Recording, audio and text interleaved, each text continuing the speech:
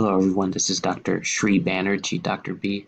And in the next 8 weeks, we will be going over extensively a lot of different topics within the discipline of biostatistics. This course is very important, not only because it allows you to acquire its different skills which you can use to understand various types of data, but also you can use the skill set that you acquire within this course in different scenarios and situations. So as we go through the 8 weeks, please pay particular attention to the specific components of the process of going from formulating a feasible research question to running a complete analysis using the Stata software and intelligibly, in layperson's terms, being able to interpret the findings which are associated with the research questions that you uniquely pose. So here I provide some strategies that you can use as guiding principles in order to formulate a feasible research question. As you will see, once you have this research question formulated in a complete manner, then the rest is a lot more easy, and it allows for a smooth process between coming up with the research question and then running the data analysis, which is appropriate. So let's use 3 guiding principles in order to effectively formulate your research questions. The first one that I want you to keep in mind is the importance of operationalizing variables.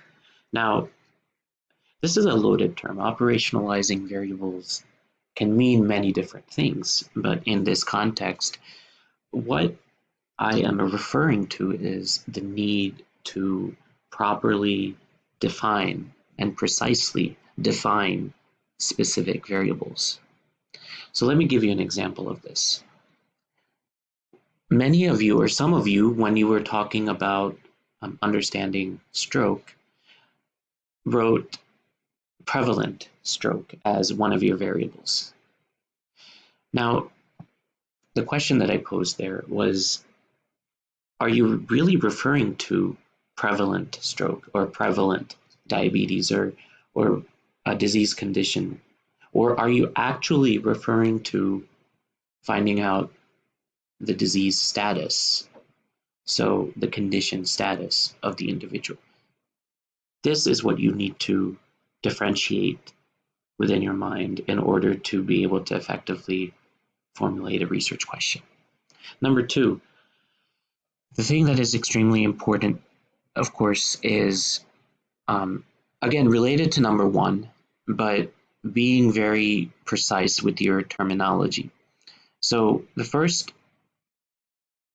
objective is referring to using precise language, but within, as a subset of that, it's important to understand what type of terminology to use and what specifically is unique in different scenarios. So the third objective, of course, and guiding principle is also related to the first 2, but slightly different.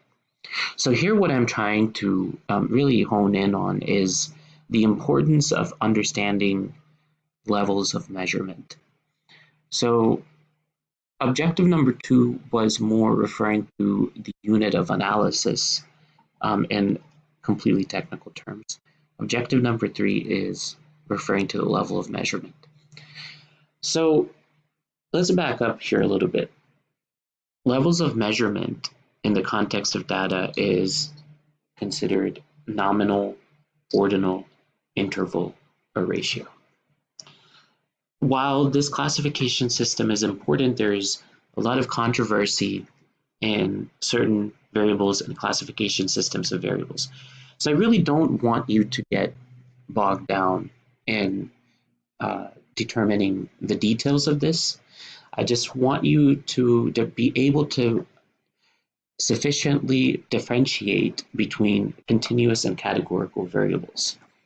And there lies how not only will you formulate the research question, but also determine what type of statistical technique you'll use in order to analyze the type of research question. So this is where we will be going into a little bit more detail about how to run a continuous versus continuous analysis, and versus how to run a continuous versus categorical analysis, and other types of analysis. So we'll get a little bit more in depth about this as you go through the course. But for now, these are good guiding principles and starting point in order to formulate sufficient research questions.